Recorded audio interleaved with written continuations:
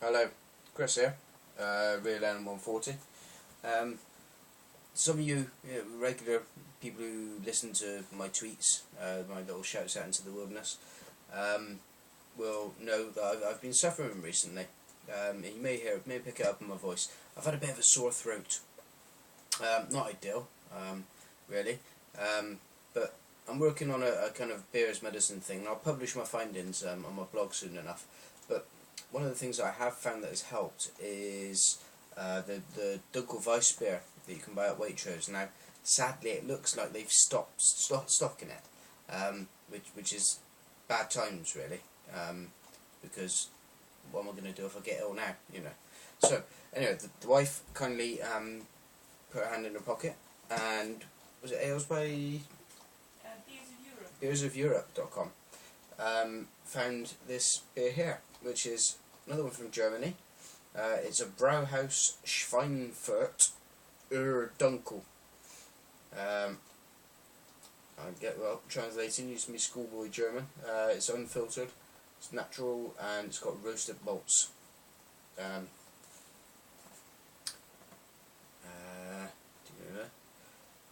It's a natural speciality for the Liebhaber. I'll have to look that up, but it's love something. For Mundiger beer.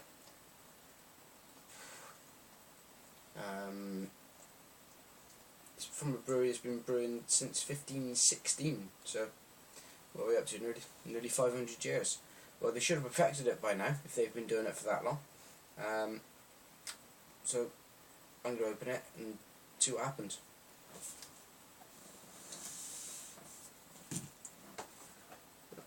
Like I say, it's a style of beer I do like generally.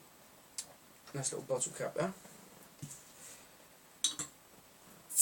Let's see what Fritz can offer in terms of beer. It comes in at 5.3, about standard for this style of beer.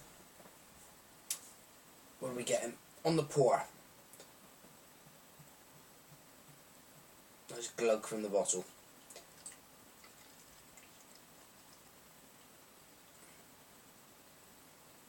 Now, this is actually more Dunkel, I'd suggest. For those of you who have no schoolboy German, maybe were denied the delights of a comprehensive education, I don't know.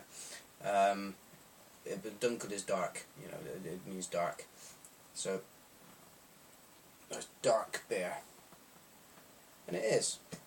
It's not as dark as a stout, I mean, you can see your hand through that just about. That gives you some sense of how light that is. Nice little head on that. Nice, sticking to the side of the glass nicely. What we're getting on the smell.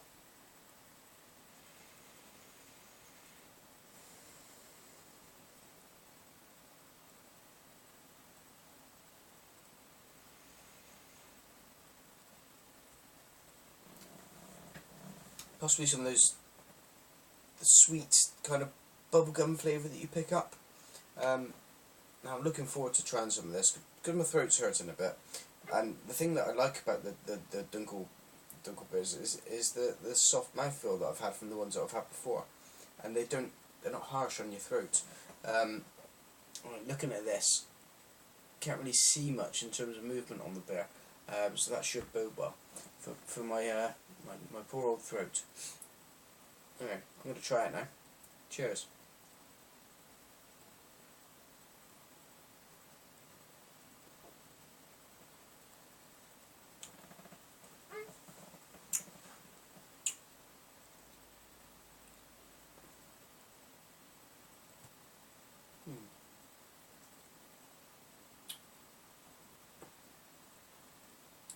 My first impression is it's heavier on the malt than some of the beers I've had before in this style.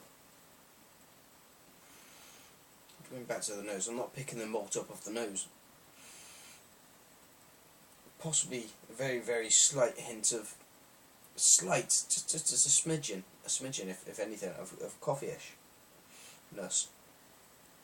Excuse me. Yeah.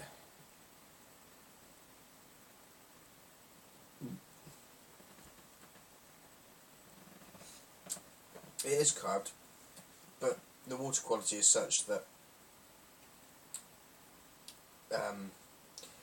there's a smooth mouthful in there. Not smooth in the sense of a stout, I mean, or a porter or something like that, with, you know, your traditional kind of English porters and stouts, or even your Irish ones, if you're that way inclined. It's soft. The water quality is soft, and it's not. It doesn't feel abrasive. Even if your throat wasn't bad, then it would still not hurt that. Or, of course it wouldn't, but it wouldn't feel like sharp on your tongue. What I am getting a bit more of now is some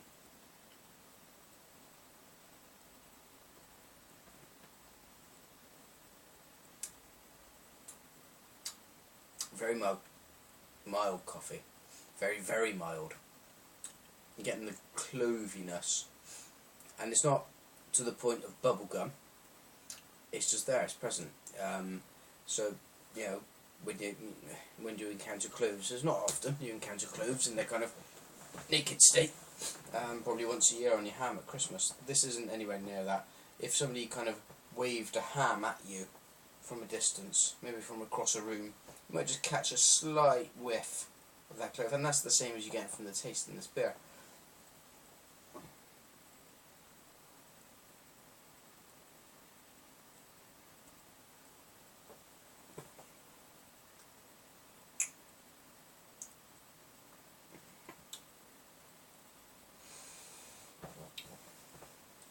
Yeah. It's nice, you know. I've had nicer. I've had worse. This is pretty tidy, really. That coffee chocolate thing, I don't know, is there a touch of chocolate in there? Maybe. Everything is very mild in this, bar the malt. The malt is quite hard hitting, but not in a sweet malt way. It's almost like that's the thing that's providing the bitterness, which sounds quite odd, I suppose, because you would normally expect a kind of a hoppier character to do that. But yeah.